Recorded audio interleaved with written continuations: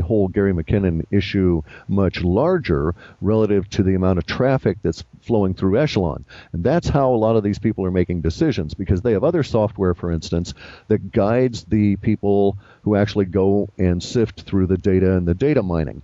And they have this software that does it on a fuzzy logic basis that says, actually in a similar sense to some of our software. And the software gets all excited when it runs across a bunch of the same kind of words passing through in an unexpected fashion. It's looking for shifts in language on a real-time basis in a supercomputer, and whereas we do it on a static basis.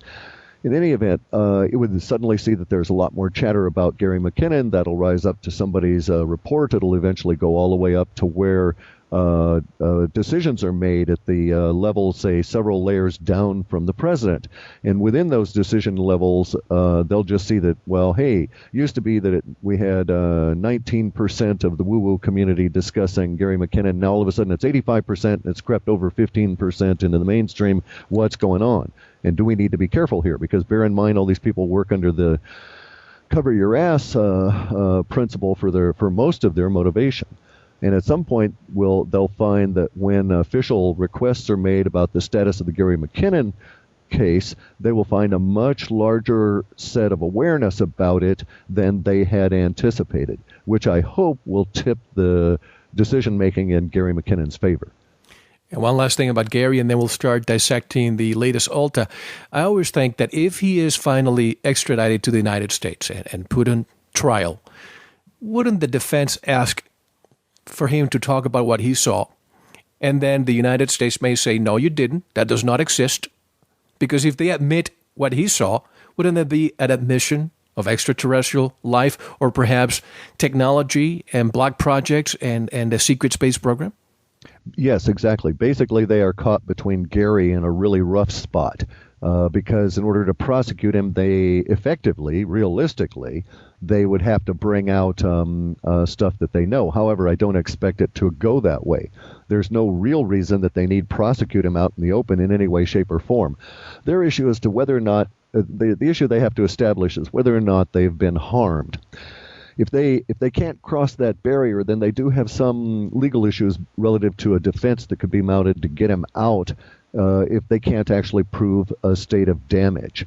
So that's another issue. Ed Grimsley is out there with his night vision goggles, checking out all of the stuff flying around, and basically is attempting to make, as part of the public record, the actual photos and movements of the supposed non-existent black ops fleet, or whatever we're to call it, right. Off-planet extraterrestrial Navy, Air Force, whatever the thing is. And I've actually got a pair of those goggles, and I've seen some of the activity that he has reported with my own eyes. I just don't have the ability at this point to put it on video. The goggles don't lend themselves easily to cross-connecting to cameras and stuff. So you have to do a little bit of manufacturing, which I will do when I have the time here.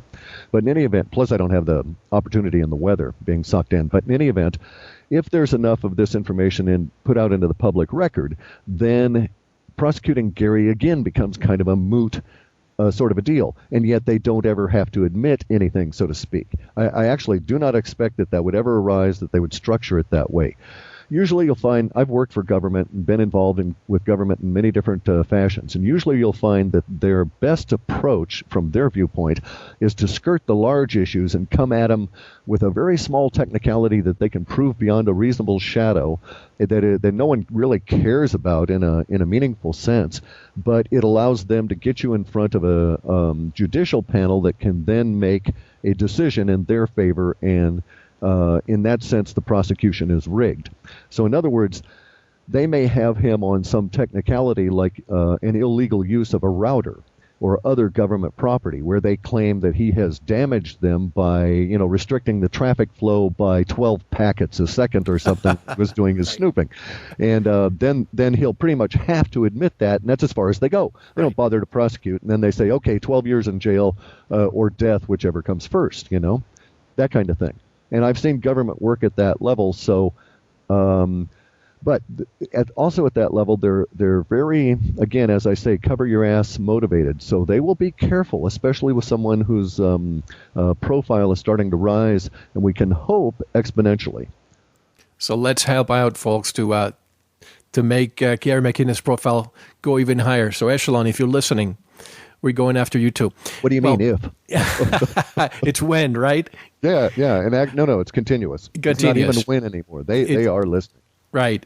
I recently heard, and speaking of things above our heads, I recently heard your response to the question of what the spiral of Norway really was on the Jeff Renz program. Any further updates, and have you found anything within the Alta report that may be linked to this event? And one person says, seems like a perfect, quote-unquote, space goat fart, and the pun is truly intended here.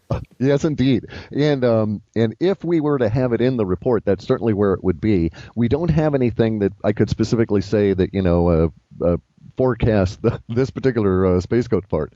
But boy, it sure was one. I mean, anything that actually the space goat fart entity and the whole construct there was guided a lot by almost an addiction to screwy British comedies in the science fiction realm, such as Red Dwarf, where they curiously had one of their characters who was descended from a cat who could sniff out strange things in space, and he used to run around a lot saying, "Swirly thing alert, swirly thing alert."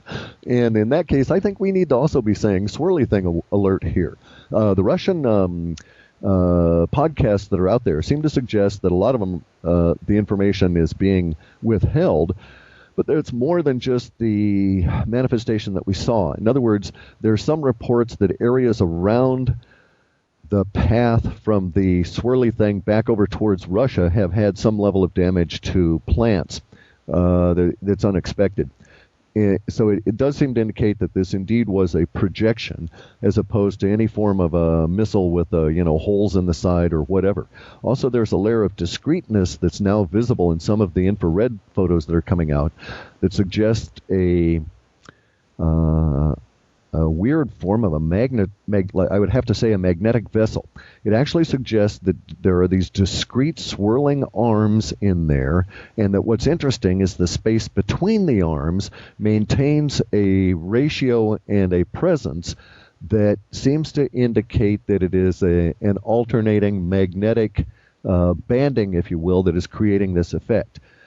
And then further, there are the rumors or the claims or the puffery. I don't know how to really interpret it at this stage.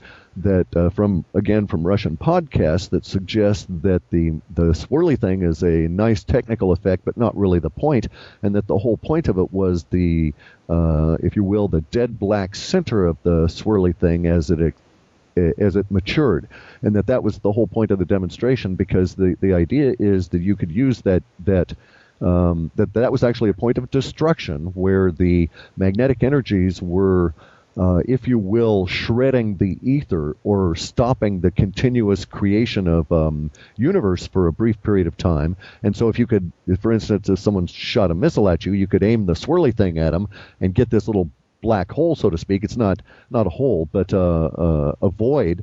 And when the missile hit the void, it would simply disintegrate. Probably wouldn't even leave any rubble. So that's the claim, anyway, coming out of the podcasts. Some of the podcast guys claim to be relatively connected into their version of the Black Ops. So, again, I don't know how to evaluate it, but it is a point of interest. I don't know if you felt as stupid as I did when they said that it was a missile. Is it missile, or could it be HARP from Norway? I don't see it as being a material. No, it is certainly an energetic projection, so a HARP kind of a thing. Yeah. Right. Last year, you had linguistics, which predicted, quote-unquote, disappearances of people, elites or minions of the elite. You described them in such a way that would be quite strange events. So far in 2009, nothing as such has occurred. Do you foresee this to be pushed further into the future, or is it something that it just off the radar? Well, no, there's actually two issues here. I may have been wrong on the visibility of it, but we have certain indications that we weren't wrong in the event. So in other words, there indeed has been a level of disappearances that are being, I don't want to say covered, well, they are. They're being covered up by other explanations, and some of the other manifestations are actually showing up relative to that. So I was probably wrong 100% on the visibility aspect of it, and we'll probably see the disappearance word itself come up at a much higher level in the future. But the actual structure of things, where we said disappearances will cause anxiety within the powers that be, which will cause the following effects in terms of enlargement of bodyguard units, and all of the other effects that are forecast, we're seeing the other effects forecast. And we have noted a number of prominent individuals that have died under mysterious circumstances or have suicided or something along these lines. Now, some of these are probably quite legit deaths.